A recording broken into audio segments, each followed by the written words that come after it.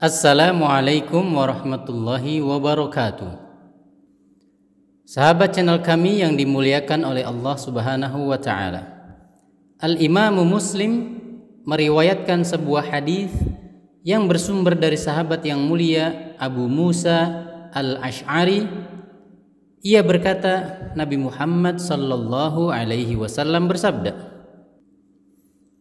"Idza kana yaumul qiyamah dafa'allahu azza wa jalla ila kulli muslimin yahudiyan aw nasraniyan fayaqul hadza fikakuka minan nar." Di hari kiamat kelak, Allah akan menghadirkan seorang Yahudi atau seorang Nasrani di hadapan setiap seorang muslim. Lalu Allah berkata kepada muslim tersebut, "Ini adalah penggantimu di neraka." Hadis ini sahih tentunya.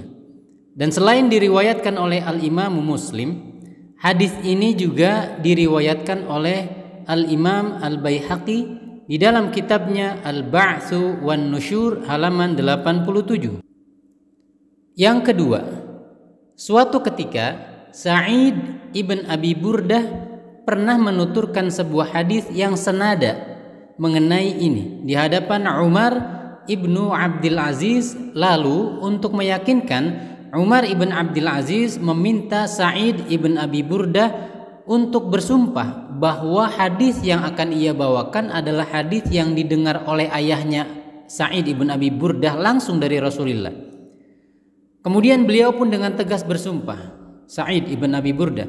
Lalu ia bacakan sabda Nabi, "La yamutu rajulun muslimun illa adkhalallahu makanahun nar yahudiyan aw nasraniyan." Tidaklah meninggal seorang muslim pun, melainkan Allah memasukkan ke dalam neraka seorang Yahudi atau seorang Nasrani ke dalam neraka yang seharusnya diisi oleh seorang muslim. Hadis yang kedua ini diriwayatkan oleh Al-Imam Muslim dengan nomor hadis dengan nomor yang sama, yaitu nomor 2767 seperti hadis nomor pertama tadi.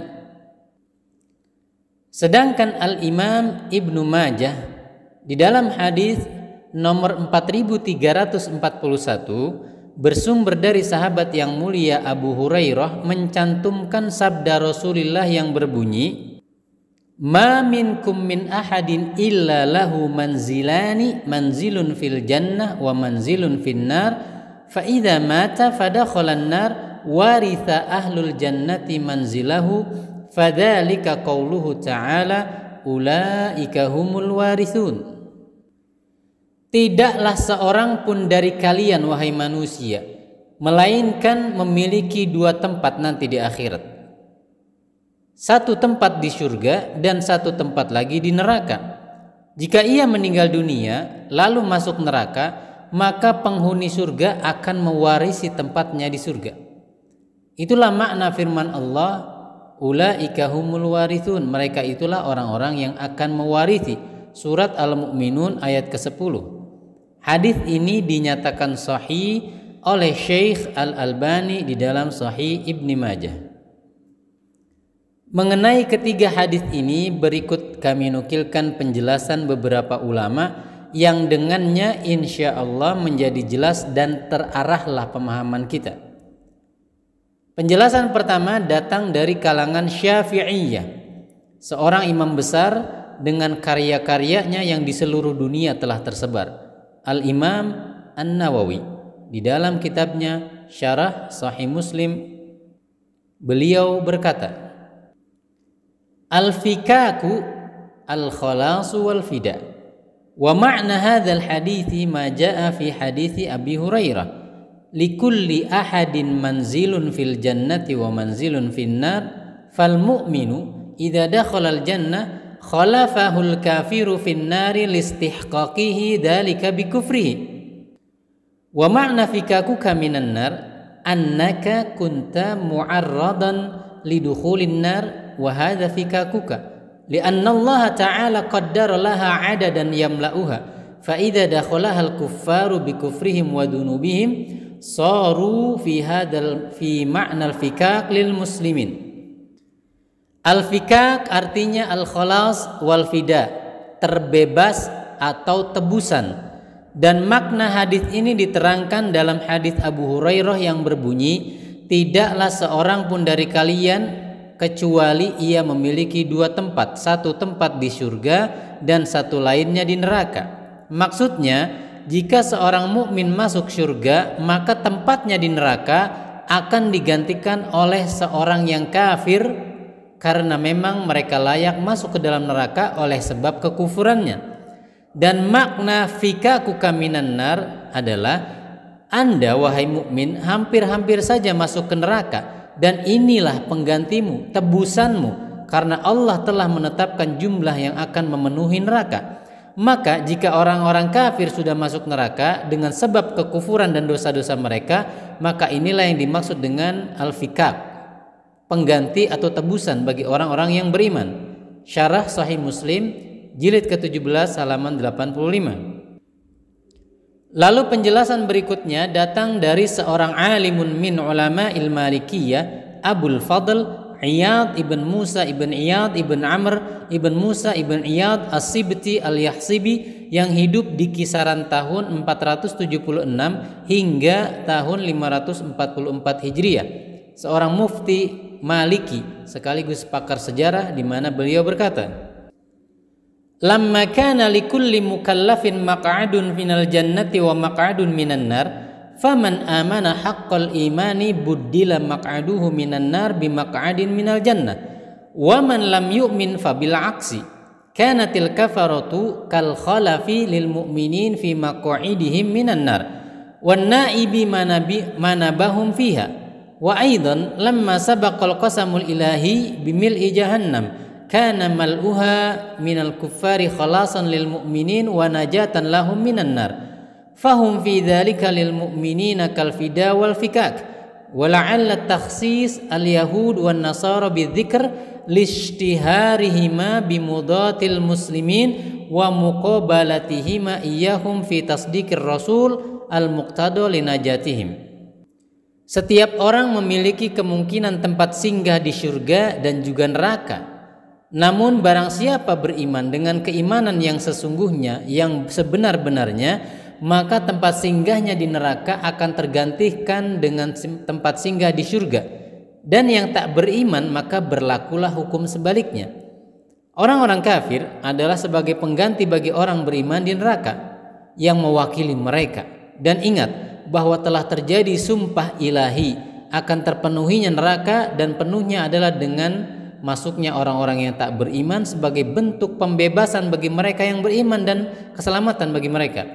Maka sekali lagi, orang-orang kafir statusnya sebagai tebusan dan pemeran pengganti bagi kaum muslimin di neraka. Adapun mengapa yang disebutkan hanya Yahudi dan Nasrani, sedangkan Majusi, musyrikin atau orang-orang ateis dan lainnya tidak disebut? Karena mereka lah Yahudi dan Nasrani yang paling dominan lagi populer dalam hal ketidakberimanan kepada Allah. Di sisi lain, adanya penyerupaan mereka terhadap kaum muslimin dalam hal akidah atau ibadah, dan mereka selalu berseberangan dengan kaum muslimin dalam hal membenarkan Rasulullah Shallallahu Alaihi Wasallam yang merupakan bagian penentu selamat atau celakanya seseorang di akhirat. Ini dinukil dari kitab Mirqatul Mafatih Syarah Mishkatul Masabih jilid ke-8 dengan nomor 3525. Kesimpulannya, wahai saudaraku sekalian, bahwa setiap muslim di hari kiamah memiliki pengganti di neraka dari kalangan Yahudi dan Nasrani.